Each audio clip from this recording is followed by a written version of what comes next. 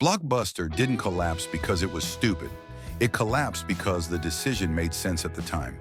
In the late 1990s, Blockbuster was the undisputed giant of home entertainment. It had thousands of stores, millions of customers, and a business model that generated enormous cash flow. A large portion of that cash didn't come from renting movies. It came from late fees.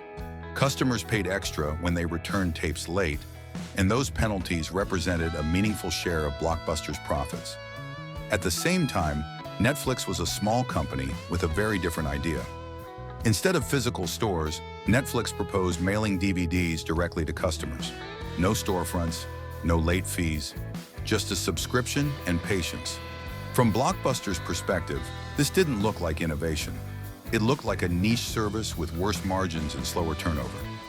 Around 2000, Netflix approached Blockbuster about a potential partnership or acquisition. The numbers were small compared to Blockbuster's scale, and strategically, the proposal created a real problem.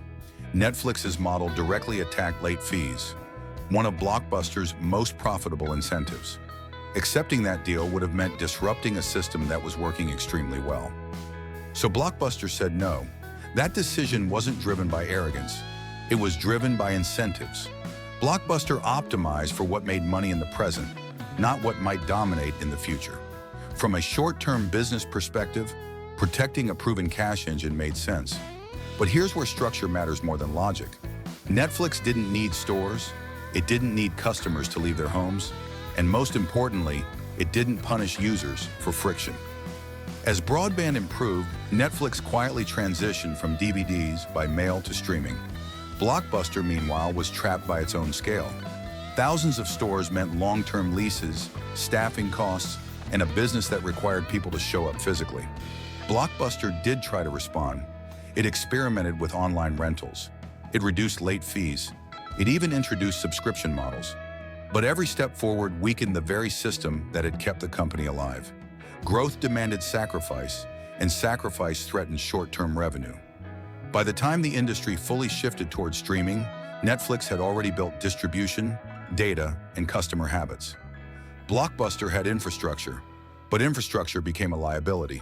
In 2010, Blockbuster filed for bankruptcy.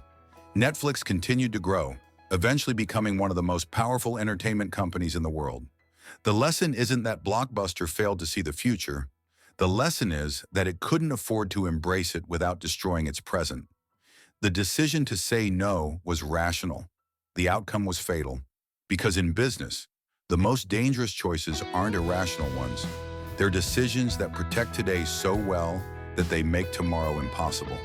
If you build a system that depends on friction and the market moves toward convenience, every rational defense becomes a delay, and delays compound. That's how a rational no becomes an irreversible one. If you want more real business stories like this, where incentives, structure, and timing decide who survives, subscribe and turn on notifications.